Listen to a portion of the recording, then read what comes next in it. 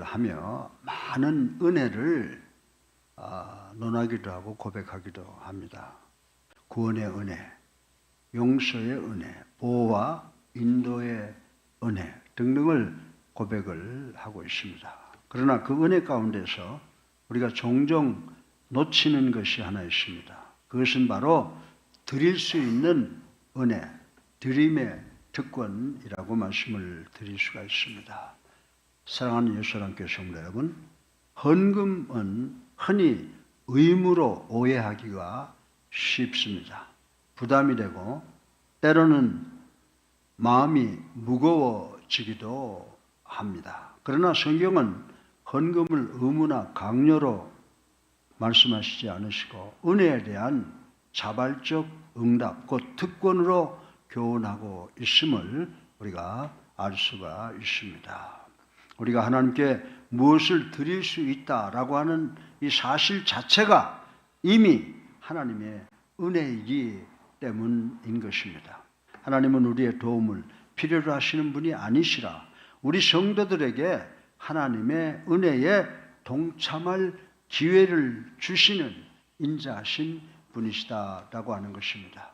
우리 아버지 어머니께서 제게 용돈을 주면서 강평아, 이 중에 일부러 내 여동생에게 간식 하나 사주겠니? 라고 말씀하셨다고 가정을 한번 해보겠습니다. 그래서 제가 제 여동생에게 간식을 사주었다면 그것은 내 능력이 아니라 이미 우리 부모님께로부터 받은 용돈 덕분이라고 하는 것을 우리는 잘 알고 있습니다. 사랑하는 예수님께 성도 여러분, 헌금은 이와 같습니다. 우리가 하나님께 드릴 수 있는 모든 것은 이미 하나님께 받은 것에서 나온 것이기 때문입니다. 따라서 헌금은 우리의 소유의 증명이 아니라 우리 은혜의 고백이라는 사실을 우리 모두는 깨달아야 할 것입니다. 사랑하는 예수님께 성도 여러분, 우리는 하나님께 얼마를 드려야 하는가를 묻기 전에 내가 누구의 은혜로 살고 있는가를 먼저 질문을 해야 할 것입니다. 사랑하는 성도 여러분, 내가 오늘 가진 모든 것이 하나님의 은혜임을 믿으십니까? 아멘. 드림을 부담이 아니라 응답으로 여기시고 계십니까? 아멘. 헌금이 하나님과의 관계의 표현임을 기억하십니까? 아멘. 우리는 이 질문 앞에 설 때 헌금은 계산이 아니라 신앙 고백이 돼야 한다라고 하는 것을 깨달아야 된다라고 하는 것입니다. 하나님의 은혜를 아는 성도는 억지로 드리질 않습니다. 다른 사람과 비교하지도 않습니다. 기쁨으로, 즐거움으로, 자유롭게 믿음으로 드린다고 바울은 이야기를 하고 있습니다.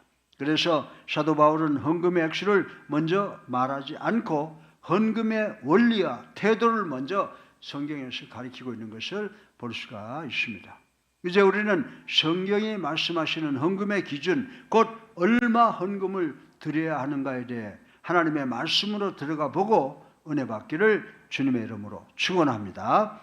오늘 설교 본론의 첫째로 우리 성도와 교회 재정에 책임을 한번 생각을 해보자라고 하는 것입니다.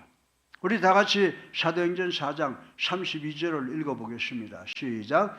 믿는 무리가 한 마음과 한 뜻이 되어 모든 물건을 서로 통용하고 자기 재물을 조금이라도 자기 것이라 하는 이가 하나도 없었더라. 아멘. 이 말씀의 의미는요, 초대교회는 재정을 어떤 특정인들이 사유화하지 않고 공동체적 책임으로 이해하고 있었음을 볼 수가 있다라고 하는 것입니다.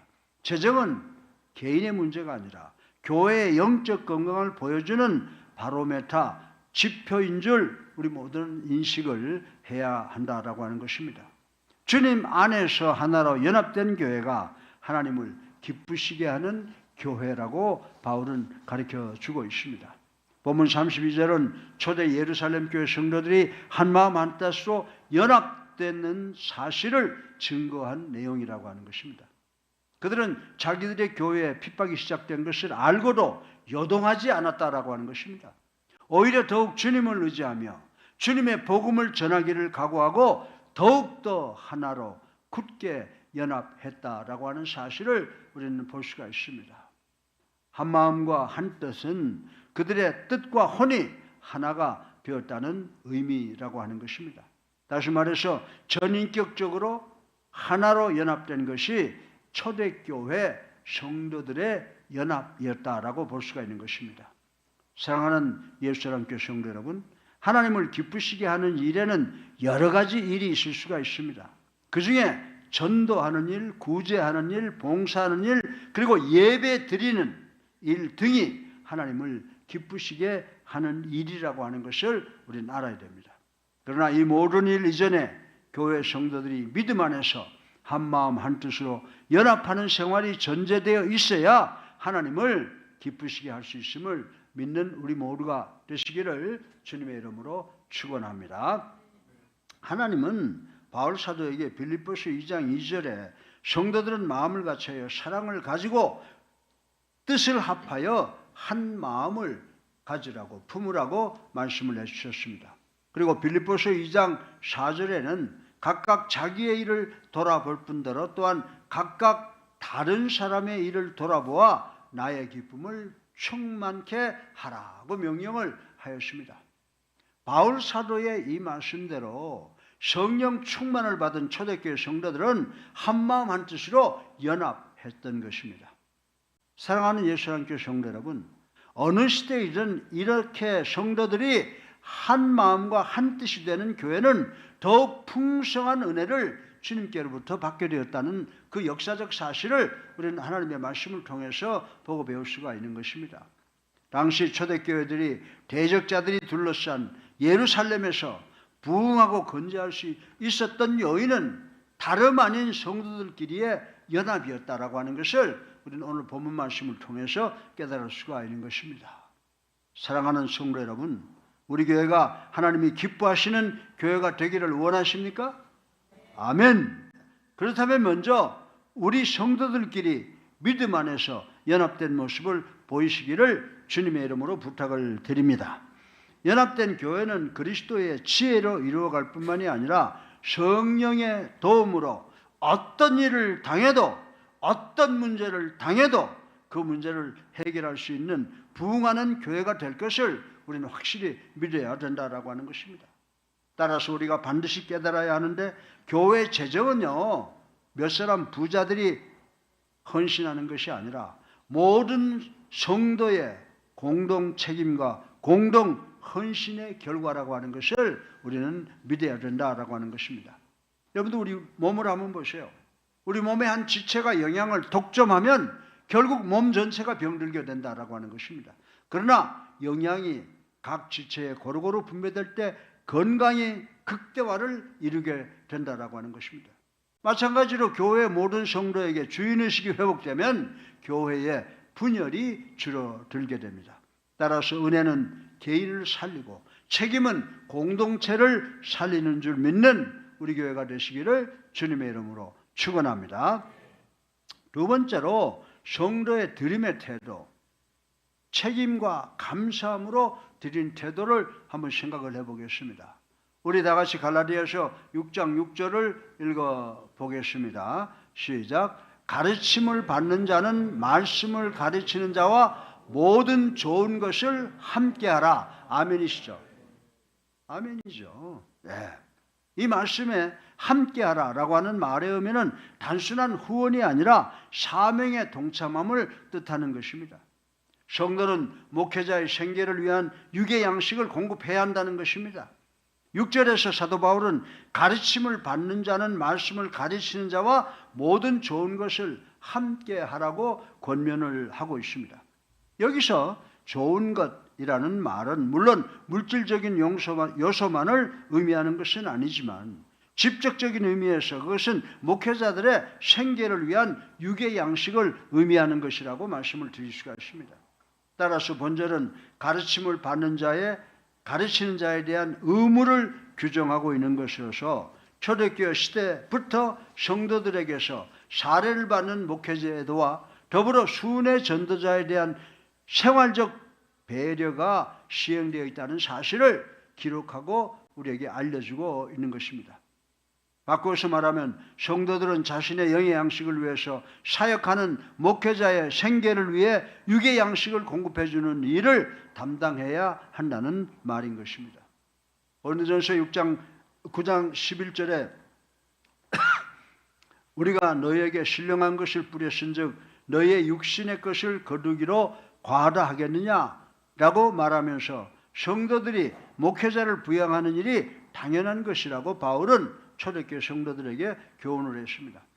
그러나 안타깝게도 오늘날 이런 원리가 일부 목회자들과 성도들에 의해 상당히 오도되고 있다는 사실을 우리는 깨달아야 됩니다. 더 나아가서 어떤 목회자들은 이 원칙을 악용하여 엄청난 부를 누리고 있다고 하는 것을 부인할 수가 없는 시대가 되어버렸다라고 하는 것입니다. 그들은 엄청난 규모의 집에 고가의 가구들은 비치해 두고 외제차를 굴리는 것을 자신들이 하나님의 일을 하는 것에 대한 당연한 대가로 착각하고 있는 목회자들이 없지 않아 있다라고 하는 것입니다. 그래서 경제적인 부로 안위를 누리는 것은 하나님의 축복이라고 생각하며 자랑스러워하는 경우가 많습니다. 물론 그러한 풍성함들이 하나님께서 우리 목회자들에게 주는 축복일 수 있다고 저는 말씀을 드립니다. 그러나 우리는 이 시점에서 전대나 주머니나 신을 갖지 말라고 하신 우리 주님의 말씀을 깊이 생각해보고 기억해 보아야 할 것입니다. 모름지기 목회자란 물질과 생업에 구애받지 않은 채 오직 기도와 말씀에 전념하는 사역자가 되어야 하기 때문인 것입니다. 따라서 목회자들이 받는 사례는 금요 이상의 수준 이상의 수준입니다. 그것은 성령 안에서 영적 친교요 나눔이라고 하는 사실을 우리는 알고 모두가 감사해야 되는 줄로 믿으시기 바랍니다. 목회자들이 월급이 적다 뭐가 적다 불평불만, 우리가 사례를 만약 받는다면 그것은 우리 성도들이 함께 은혜를 나누는 것이라고 하는 그런 감사함이 있어야 된다라고 하는 것입니다.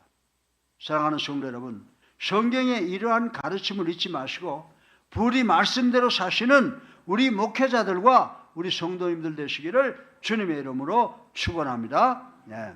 헌금은 의무 이전에 감사의 표현이며 신앙 참여의 증거라고 바울은 가르치고 있습니다. 억지로가 아니라 즐거움과 감사로 드릴 때 헌금은 하나님께 드리는 예배가 된다고 말씀을 하고 있습니다.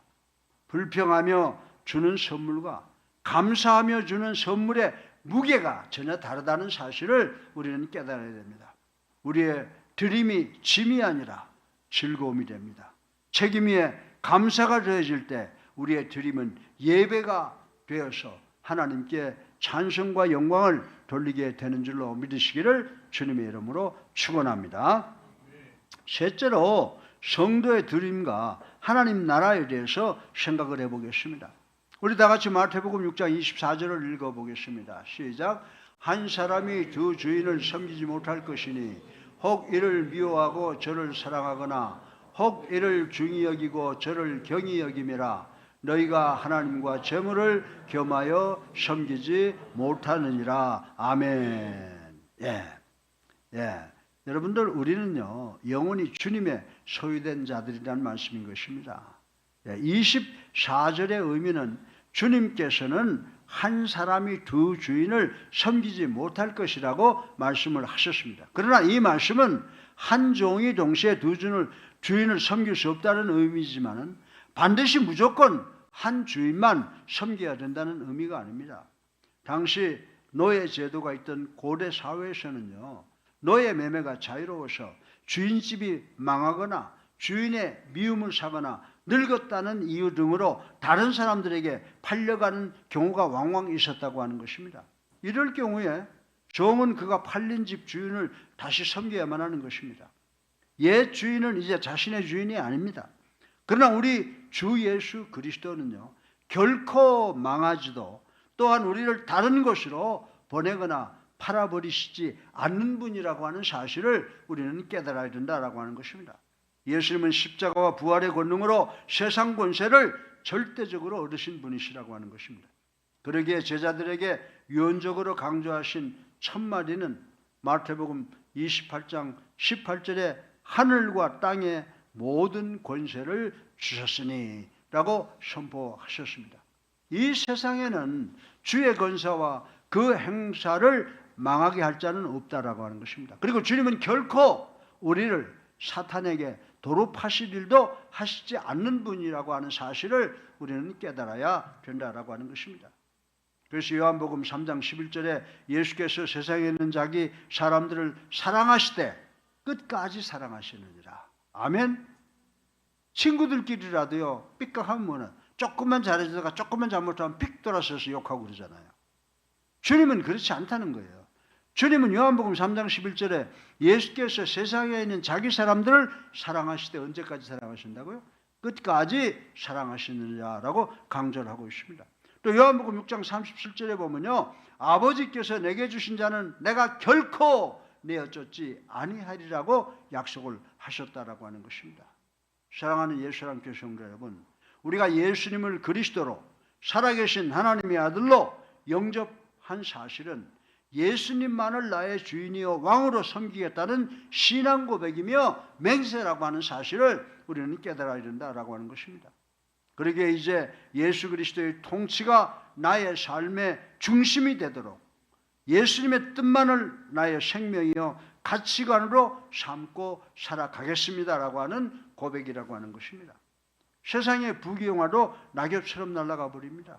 그리고 우리 모두는 언젠가 죽어 하나님의 심판대 앞에 서야 된다라고 하는 것입니다. 지금 우리 모두는 자신들을 한번 가슴에 손을 얹고 성찰해보고 점검해 보십시다.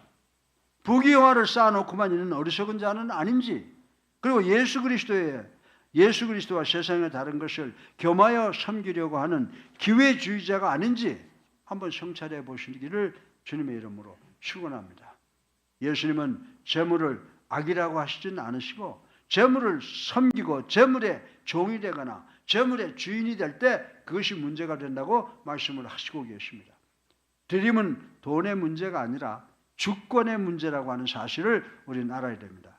내 지갑이 어디로 향하는가가 내 신앙의 방향을 보여주고 있다고 성경은 지금 이야기를 하고 있다는 것입니다. 여러분들 비행기에 조정 어떻게 하시는 줄 아세요? 비행기에 가면 자동 조정 장치가 있어서 목적지를 정해놓으면 그대로 그 목적지를 향해서 나갑니다. 헌금은 성도들의 신앙생활과 성도들의 삶의 방향을 설정하는 바로메터라고 성경은 우리들에게 가르쳐주고 있습니다. 우리의 드림은 하나님 나라의 중심의 가치관이 형성되며 하나님 나라에 입성하는 신앙의 선택인 줄로 믿으시기를 주님의 이름으로 축원합니다. 넷째로 마지막으로 얼마나 헌금을 해야 되느냐라고 하는 것도 한번 생각해 볼 필요가 있어요. 네. 우리 다 같이 고린도후서 9장 7절을 읽어보겠습니다. 시작. 각각 그 마음에 정한 대로 할 것이요 인색함으로나 억지로 하지 말지니 하나님은 즐겨내는 자를 사랑하시느니라. 아멘이죠. 본문의 의미는 뭡니까? 하나님은 헌금을 즐겨내는 자를 사랑하신다라는 사실이 시간의 변화와 관계없이 초대교회 때부터 오늘날까지 진리를 나타내고 있다고 말씀을 드릴 수가 있는 것입니다. 그렇다면 진정한 헌금의 기준은 무엇입니까? 라는 질문이 자연히 떠오르게 된다라고 하는 것입니다. 사도 바울의 일관된 논리에 따르면 헌금은 결코 양의 많고 적음에 따르지 않는다는 것입니다.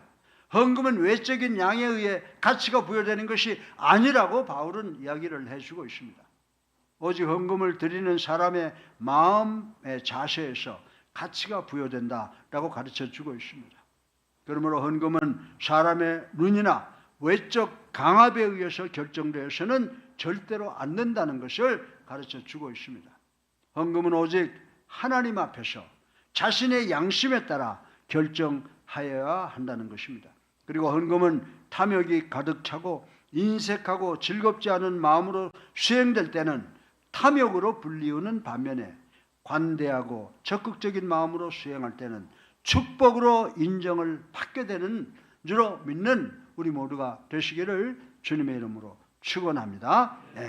헌금이 탐욕이 될 것인지 축복이 될 것인지는 헌금을 드리는 성도의 마음 자세에 달린 문제라고 하는 것을 우리는 깨달아야 된다라고 하는 것입니다. 성경은 액수를 규정하지 않고 마음의 자발성을 강조합니다. 헌금의 기준은 액수가 아니라 마음과 믿음임을 인식을 해야 된다라고 하는 것입니다. 형편에 맞게, 그리고 믿음을 담아 정한 대로 드리라는 것입니다.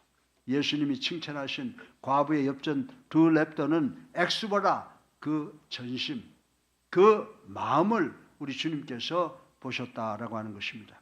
따라서 우리도 헌금하실 때 비교해서, 남과 비교하는 마음에서 자유로워지고 즐거움이 회복돼서 하나님께서 기뻐하시는 그런 헌금을 드리시는 우리 사랑하는 예수님께 성도님들 되시기를 주님의 이름으로 축원합니다. 오늘 설교의 결론입니다. 드림은 절대로 의무가 아니라 특권이며 부담이 아니라 하나님의 은혜에 대한 응답이라는 사실을 깨달으시기를 바랍니다. 하나님의 은혜를 아는 성도는 책임으로 드리고 감사로 드리며 하나님 나라를 향해서 드린다라고 하는 것입니다. 오늘 우리의 드림이 하나님 나라를 선택하는 믿음의 고백이 되시기를 주님의 이름으로 축원합니다. 오늘 우리는 헌금이 돈의 문제가 아니라 믿음의 문제임을 다시 한번 확인했습니다. 헌금은 액수의 많고 적음으로 절대로 평가되질 않습니다. 헌금은 하나님 앞에서 마음에 정한 대로 인색함이나 억지로 함이 아니라 즐거움으로 드리는 신앙 고백이라고 하는 것입니다. 하나님은 우리의 지갑을 먼저 보지 아니하시고 우리의 마음을 보십니다.